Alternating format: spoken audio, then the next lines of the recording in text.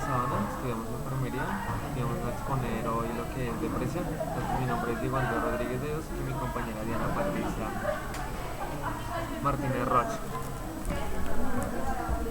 Entonces, vamos a primero a dar una definición que es extraída de la Organización Mundial de la Salud y ellos la definen como un trastorno mental frecuente que se caracteriza por la presencia de tristeza, pérdida de interés o placer, sentimientos de culpa, falta de autoestima, trastornos del sueño o del apetito, sensación de cansancio y falta de concentración. Dentro de la historia encontramos que Kraepelin diferenció la enfermedad maníaco-depresiva de otras depresiones sin causa neuropatológica y que por tanto, según él, no pertenecían a las enfermedades mentales y las denominó depresiones neuróticas reactivas. Así se configura la separación dualista entre depresión de tipo bioquímico, enfermedad maníaco-depresiva, depresión endógena y psicótica, y las de tipo psicógeno, depresión neurótica, exógena y reactiva.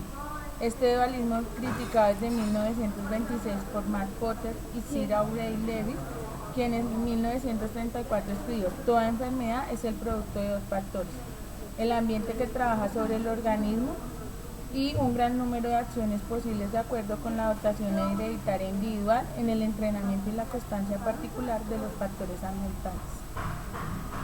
Bueno, ahora entonces vamos a exponer la fisiopatología.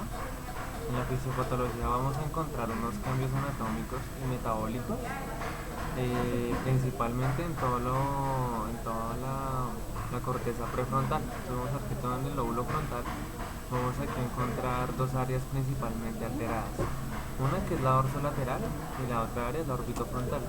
La dorsolateral, cuando se afectan esas funciones cognitivas, las que se ven afectadas principalmente son el razonamiento, la planeación y la toma de decisión. Y como también se ven afectadas la orbitofrontal, esta principalmente está en la regulación de la expresión emocionales. Por todas estas funciones que cumplen, pues eso contribuye al componente afectivo del trastorno depresivo. Los cambios en el hipocampo son otras de las que se van a ver. Sabemos que hay una reducción del hipocampo entre el 8 al 10% del tamaño. Es tanto bilateral como unilateral. Es más significativo cuando los episodios son más recurrentes o cuando son de larga duración. Y este cambio no solamente pasa en la depresión, sino que también se ven en otros trastornos, como los del trastorno bipolar y la esquizofrenia.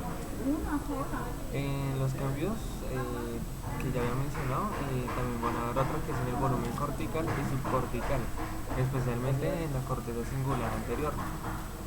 Aquí va a haber una reducción de la materia gris más o menos entre el 20 al 40%. Y en esta área cingulada anterior hay una área especial que se llama subgenual. Esa área subgenual también va a ser la más afectada. También hay una reducción de las células gliales. También hay factores familiares. Se dan cuenta que cuando el abuelo, el papá y el hijo pues empiezan a tener depresión, esta área se afecta en los tres. Y ya pues entre el área orbitofrontal y la subgenual, todo esto integra la conducta emocional y afectiva. Aquí Los cambios funcionales se pueden demostrar mediante una tomografía por emisión de positrones que revela la menor actividad metabólica en esta área. Cuando van a revisar esta imagen, el volumen evidencia el hipermetabolismo que se traduce como una mayor actividad en esta zona del cerebro. En los individuos sanos les provoca los sentimientos de tristeza, aumenta la actividad en esta zona. Los antidepresivos, en ellos se reduce la actividad en esta zona y la estimulación eléctrica de esta zona revierte la sintomatología depresiva, ya que este campo del cerebro es el que nos va a regular todos los sentimientos y las emociones durante toda nuestra vida. Bueno, entonces aquí vamos a encontrar ahora algo que se llama la neurobiología de la depresión mayor. Existen principalmente dos hipótesis. Una de ellas es la hipótesis monominérgica, y esta teoría o esta hipótesis es la que mayor fuerza ha estado tomando en los últimos años. Entonces, ¿qué dice esta teoría? Dice que hay una menor disponibilidad de monoaminas. Las monoaminas son la serotonina y la noradrenalina. Es lo mismo que los neurotransmisores. En este caso, también va a haber una mayor degradación de serotonina y noradrenalina. Va a haber una alteración genética que produce un déficit en la síntesis de serotonina, lo que resulta en la pérdida del 80% de la función enzimática. O sea, esto quiere decir que como hay una alteración genética, no hay una buena síntesis de serotonina y por ende la serotonina no va a funcionar adecuadamente. Entonces por eso va a haber un déficit de serotonina. Y el último es la depresión del triptófano, que facilita la recaída depresiva. El triptófano es un aminoácido necesario para la producción de serotonina y también otras hormonas también como la melatonina. Entonces el triptófano pues está en algunos alimentos como lo es la carne. Entonces lo que ellos hicieron fue disminuir la cantidad de triptófano y se dieron cuenta que estos pacientes empezaron a deprimirse con mayor frecuencia. La otra teoría es la hipótesis neurotrófica. Entonces aquí lo que ellos dicen es que la depresión mayor se da una atrofia neuronal producto de una menor expresión de factor de crecimiento derivado del cerebro. Ese factor lo que hace es disminuir. Entonces, bueno, ¿cómo disminuye?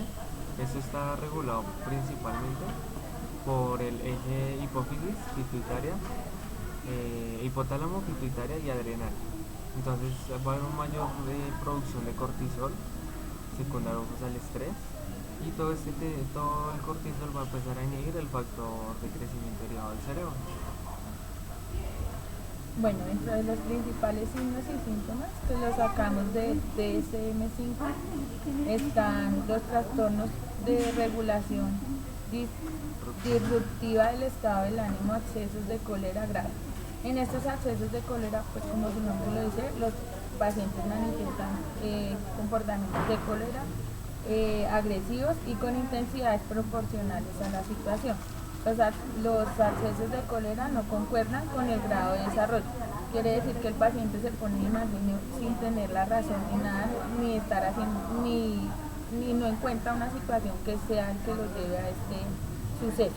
Los accesos se pueden producir a un término medio 3 o más veces por semana y el estado en los accesos de cólera es persistentemente y se nota el paciente irritable con la mayor parte del día, todos los días y observable por parte de otras personas. Dentro de estos criterios, aquí en esta se unen como los criterios hay de los anteriores y quien tiene más de estos criterios se clasifica dentro de estos síntomas. Bueno, los otros criterios también hablan de que si presentan al menos 2 de 3 en esos contextos graves, pues son más graves con al menos uno de ellos. El otro pues es que el primer diagnóstico no se puede hacer antes de los 6 años de edad ni después de los 18 años. También la historia o la observación de los criterios A y E comienzan desde los 10 años. Otra de las cosas es que nunca ha habido un periodo bien definido de más de un día durante el cual se haya cumplido todos los criterios sintomáticos. Los dos últimos pues ya es el comportamiento que se produce exclusivamente durante un episodio o trastorno de depresión mayor y nos explica mejor por otro trastorno, ya sea una esquizofrenia o un trastorno bipolar. Y el último son los síntomas que se atribuyen no se atribuyen a efectos fisiológicos, sustancias u otra afección médica o neurológica. Otros signos y síntomas son los del trastorno depresivo mayor, que es cuando los pacientes tienen 5 o más síntomas de los siguientes estados que presentamos en el mismo periodo de semanas y presentan un cambio del funcionamiento previo, ánimo deprimido, pérdida del interés. Estos pacientes deben llevar más tiempo por la semana de repetición de estos síntomas para clasificarnos dentro de este trastorno depresivo. Están con el ánimo deprimido todo el día, casi todos los días, y es observable por otras personas de su núcleo familiar o de su núcleo social. Hay disminución en el interés, en el placer por hacer actividades en el mayor parte del día, pérdida importante de peso o aumento de peso en un mes o disminución del apetito casi todos los días. Insomnio o hipersomnia casi todos los días. agitación o retraso psicomotor casi todos los días, fatiga